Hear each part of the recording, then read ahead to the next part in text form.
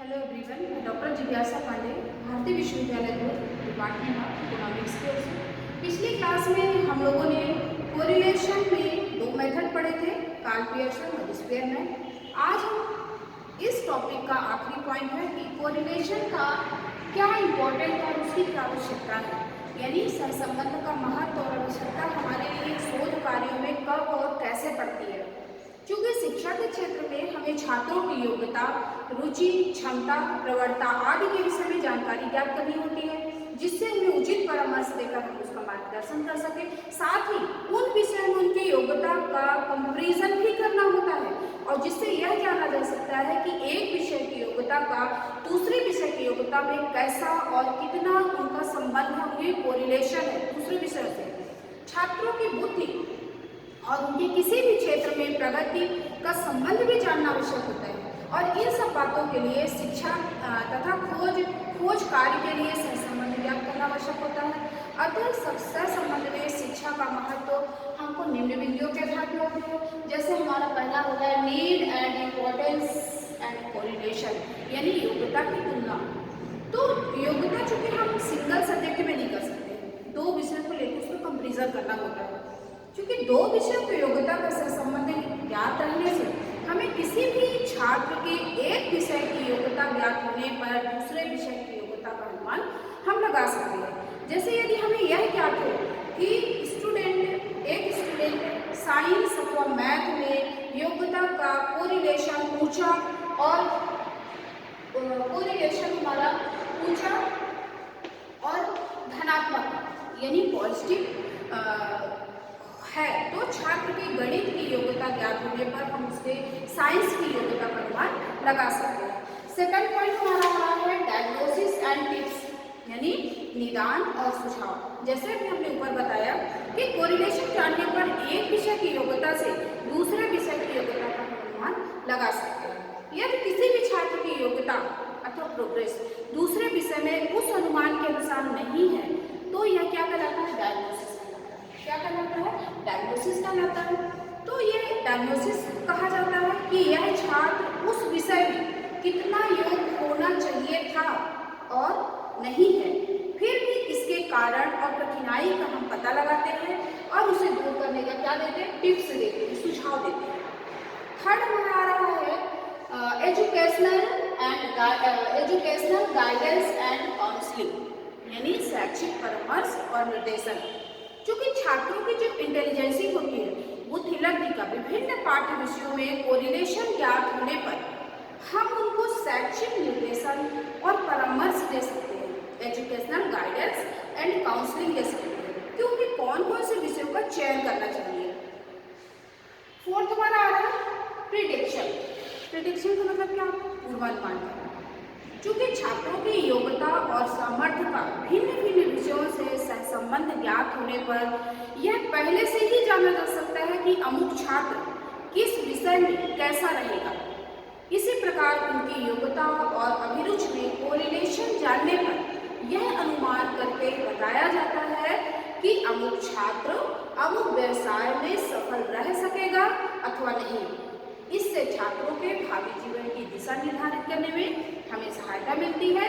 जैसे किसी छात्र की मैथ्स की योग्यता के आधार पर हम यह अनुमान लगा लेते हैं कि यह इंजीनियरिंग के व्यवसाय के विषय में क्या होगा, निष्पादन द्वारा बताया जा सकता है। निष्पादन इन द सेंस डायग्नोसिस, निष्पादन इन द सेंस डायग्नोसिस के द्वारा बताया जा सकता है कि यह डायग्नोसिस के द्वारा इस बात का हम लोग पता लगा सकते हैं कि यह गणित का विद्यार्थी मतलब इंजीनियरिंग के क्षेत्र में आगे रह सकता है या नहीं। क्योंकि विद्यार्थी इंजीनियरिंग पढ़ने और इस व्यवसाय में कैसा रहेगा, तो सहसंबंध के द्वारा प्रिडिक्शन के आधार पर यानी पूर्वानुमान के आधार पर हम छात्रों को व्यावसायिक निर्देशन वोकेशनल गाइडेंस दे सकते हैं। किसके आधार पर? पूर्वानुमान प्रिडिक्शन के आधार पर हम उनको वोकेशनल गाइडेंस दे सकते हैं। अब फिफ्थ हमारा आ रहा है relation of fact and condition, यानी विभिन्न तथ्यों और परिस्थितियों में कैसा संबंध होता है। चूंकि ऐसी स्थितियां होती हैं जिनमें से एक के घटने बढ़ने का प्रभाव दूसरी स्थिति पर ही पड़ता है, और यह प्रभाव किस दिशा में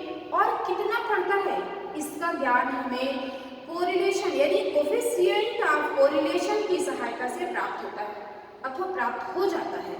और हमें फिर एक ऐसी स्थिति को देखकर उसमें संबंधित दूसरी स्थिति के विषय में सरलता से जानकारी हो सकती है। जैसा हम पहले जानते हैं कि जैसे चाइल्डहुड यानी बाल्यावस्था में आयु के स्थान पर उनकी ऊंचाई और भार में धनात्मक संबंध है।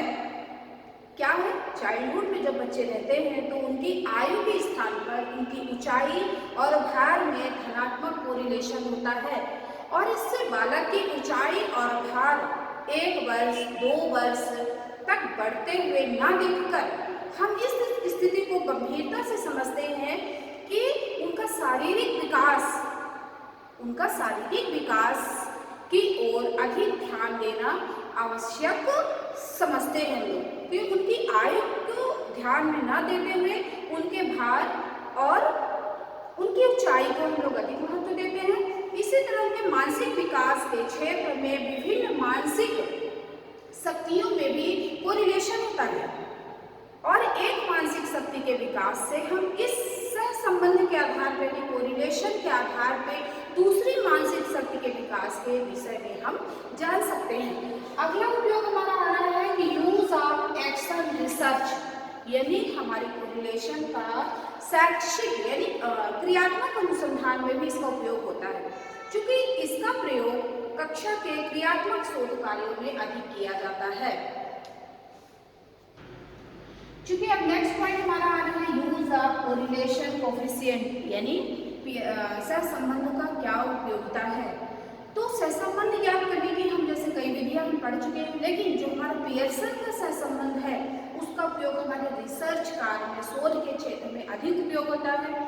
इसका उपयोग कई प्रकार से होता है। जैसे पहला होगा हमारा मेजरमेंट के क्षेत्र, इसका उपयोग पहला होगा हमारा मेजरमेंट के क्षेत्र में।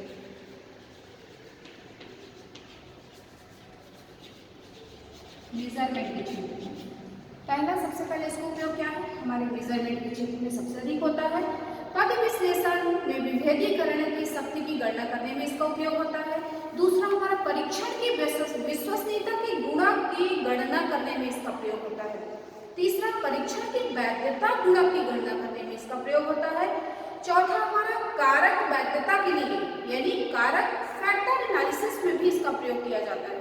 इसके बाद इसमें अर्हता अंक यानी कट ऑफ स्कोर के निर्धारण में भी इसका प्रयोग किया जाता है।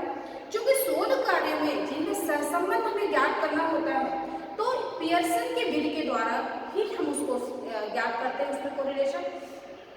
अगला इसमें है कि शैक्षिक और व्यावसायिक निर्देशन में वोकेशनल गाइडेंस में भी पूर्व कथन यहाँ प्रिडिक्शन की आवश्यकता होती है, वहाँ पे भी इस कोरिलेशन का प्रयोग किया जाता है।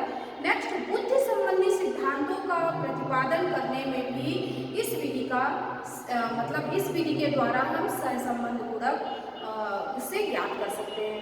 तो आज की क्लास में हमारा ये पॉइंट खत्म हो रहा है, कोरिलेशन का चैप्टर खत्म हो रहा है। अगले कल की क्लास में हम लोग कुछ नया चैप्टर स्टार्ट करेंगे।